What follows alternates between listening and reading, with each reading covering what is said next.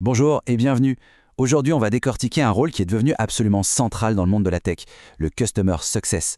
L'idée de base, ne pas se contenter de vendre un produit, mais s'assurer que les clients réussissent vraiment avec. C'est une petite révolution et on va voir pourquoi. Alors, pour bien comprendre ce qu'est le Customer Success, il faut d'abord faire un petit retour en arrière. Il faut voir à quel point le monde du logiciel a changé.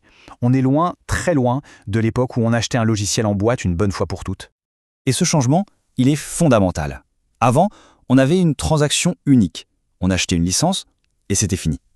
Aujourd'hui, avec le modèle SaaS, l'achat n'est que le tout début de la relation. C'est un service continu, un partenariat. Pour les entreprises, ce modèle SaaS, c'est génial. Ça apporte des revenus récurrents, une croissance beaucoup plus prévisible, mais il y a un mais, un gros mais même. Le client, il peut s'en aller n'importe quand. Et c'est là que tout bascule. Ce risque permanent, c'est une sorte d'épée de Damoclès qui pèse sur toutes les boîtes en SaaS. Et ça a forcé toute l'industrie à se repenser, à se réinventer complètement. Allons voir ce défi de plus près. Du coup, quelle est-elle cette fameuse menace qui peut faire dérailler n'importe quelle entreprise qui vide ses abonnements? La réponse à cette question, elle a carrément créé un nouveau métier. Le churn. Voilà, le mot est lâché. En français, on pourrait dire l'attrition, mais soyons honnêtes, tout le monde utilise le mot churn. C'est tout simplement le pourcentage de clients qui résilient leur abonnement. Et pour une entreprise SaaS, c'est le cauchemar absolu. C'est ce qui peut tuer la croissance et mettre en péril toute l'activité. La logique économique derrière ça, elle est implacable. Acquérir un nouveau client, ça coûte cher, très cher même. Si ce client s'en va avant que ses paiements aient remboursé ce coût d'acquisition, l'entreprise perd de l'argent. Point. Il fallait donc de toute urgence trouver un moyen de garder les clients. C'est comme ça qu'est né le Customer Success. Voyons maintenant comment cette fonction, née pour contrer le churn, est devenue bien plus que ça. C'est devenu un véritable moteur de croissance stratégique pour les entreprises. Attention, l'objectif n'est pas juste de rendre les clients heureux, c'est de les rendre performants avec l'outil.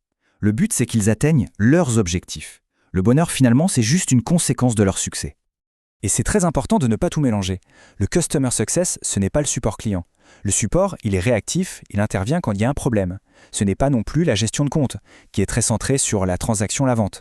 Non, le Customer Success Manager, ou CSM, il est proactif. Son job, c'est d'anticiper, de guider, pour que le client réussisse sur le long terme. D'accord, mais alors concrètement, ça ressemble à quoi la journée d'un CSM? C'est quoi ses missions pour transformer un simple client en véritable partenaire?